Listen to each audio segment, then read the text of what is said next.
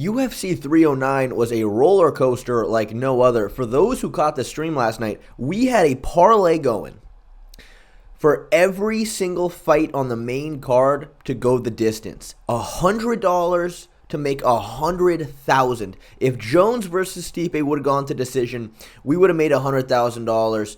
And you know what? Yeah, it stings a little bit. We were so close, yet we were so far. But you know what? It all pales in comparison to the true triumph we had last night. Charles Oliveira is back, and not only is he back, but he's better than ever. And honestly, I think he might have watched the video I made about him, because in the lead up to this fight, I was very, very clear that I love Charles with all my heart and soul, but he has some issues with his game.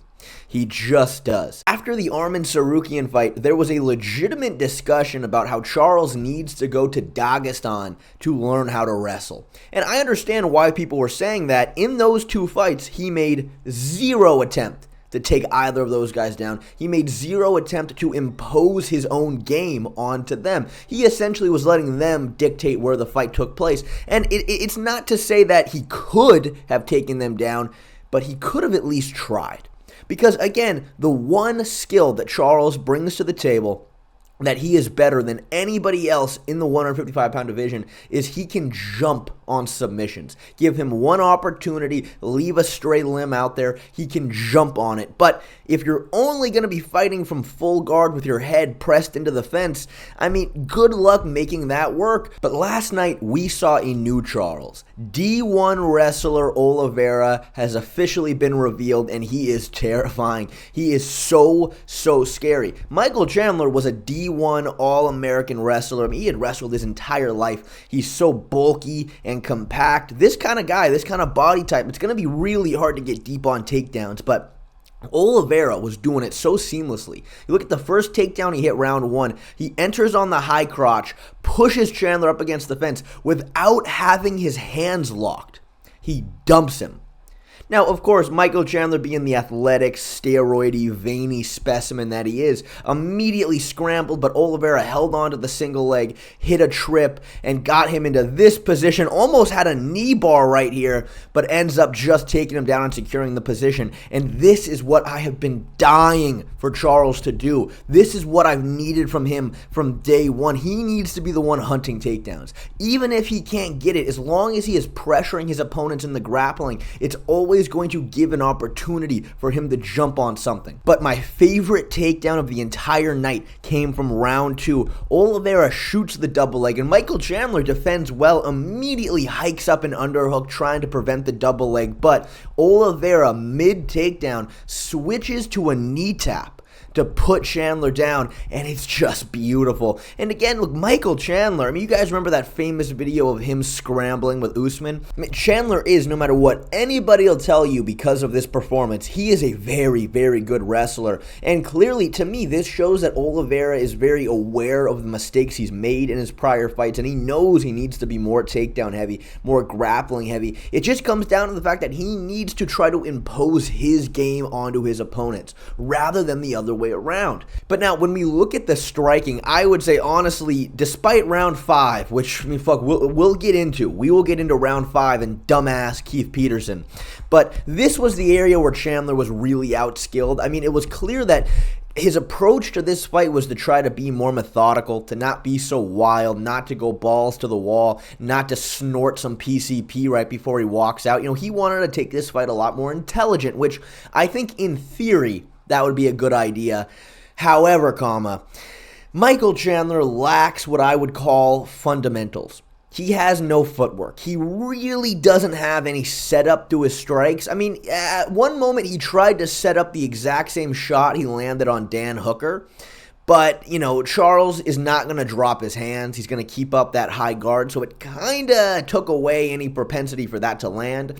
But apart from that, you know, Chandler was getting pressured up against the fence. He had no lateral movement, no feints. If he had just ripped to the body a couple times really hard, he might have been able to set something up upstairs. But apart from just jabs and straight shots to the body, he really wasn't going for it. Again, Oliveira has such a high, tight guard. You gotta lower those hands if you want to land something clean on him. But again, Michael Chandler, he has always relied on his strength, his power, his athleticism to such an extent. He's never really needed to build solid fundamentals. I mean, it really showed in this matchup. Charles was just pressuring him. He was landing the jab every single time Chandler tried to step in. He was timing really good right hands. He had Chandler running away from him at times, like literally full-on sprinting away because he was just extremely outskilled. But yes, as I alluded to, this does lead us into round 5. Round 5, I would say I aged a solid 10 years. And that was all thanks to Keith Peterson. Keith Peterson should be charged with attempted manslaughter. Keith Peterson was so egregious. He's such a fucking dumbass. I swear to God, I could smell the booze and cigarettes emanating from my TV. What the fuck was this guy doing? What the fuck was this guy doing? I mean, Keith Peterson is the one man responsible for keeping these fighters alive and well, and he was allowing Michael Chandler to land rabid shots to the back of Oliveira's head. You know who Pritchard Collins is? The boxer who got hit in the back of the head a couple times and turned into a vegetable. All right, he was trying to make that happen to Charles, and I think Keith knew exactly what he was doing. I don't know, man. I don't know, but Keith Peterson just he seems slimy. He seems like a fucking I get bad vibes from the guy in every sense of the word. I want to think he's just an idiot. I want to think he's just a brain dead moron, but I'm afraid there was something malicious going on here because that was fucking horse shit. That was horse shit. I mean, look, disregard the eye pokes. Disregard the fence grabs. How the fuck are you going to let a guy eat 20 unanswered shots to the back of your skull? Do you know what that does to a man? I mean, Charles could have had fucking brain bleeding. Charles could have turned into a vegetable, and that's all Keith Peterson's fault. I mean, what is this guy doing? What is this guy doing being a referee?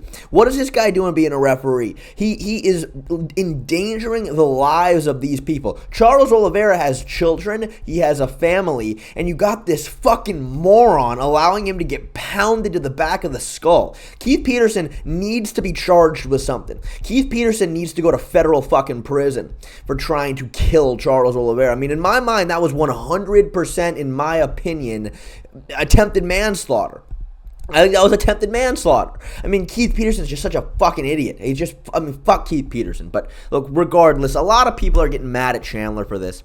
A lot of people think it's crazy that Chandler is the one who cheated the most on the entire card, despite sharing it with John Jones. And I get it, but look, it's not his fault that Keith Peterson is lacking in what we would call intelligence. It's not his fault that Keith Peterson probably downed a couple of shots of bourbon before he walked out into the octagon. But regardless, look, Chandler did land a really good shot on Oliveira round 5 and had him really hurt. Now, the big difference in that moment compared to the rest of the fight was, honestly, Charles made a mistake. Charles got lazy with his guard. I mean, that is really what it comes down to. You look throughout the entire fight, Charles's hands were glued to his face. He was staying very defensively sound. He was moving away from strikes every single time Chandler stepped in. But when you look at this moment, he didn't have his hands up. His hands were down a little bit. He wasn't moving. He was just standing right in front of Chandler.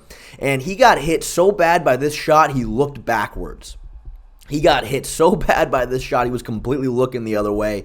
He was very, very hurt. But, you know, if there's one thing Charles can do, it is survive getting rocked. And, of course, in typical Chandler fashion, he had an amazing moment of IQ. He overthrew on a shot so bad while Oliveira was hurt that he fell over and initiated a grappling exchange on accident. Oliveira, though, as soon as he hit the ground, he actually went for an octopus guard. Which, look, I think that's amazing. amazing. Octopus guard is a very underused element in MMA.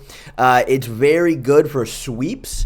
And again, though, this is what exposed the back of his head. And if it was any other ref other than Keith Peterson, I think Oliveira would have been safe there. But again, he was in there with somebody who wanted him dead.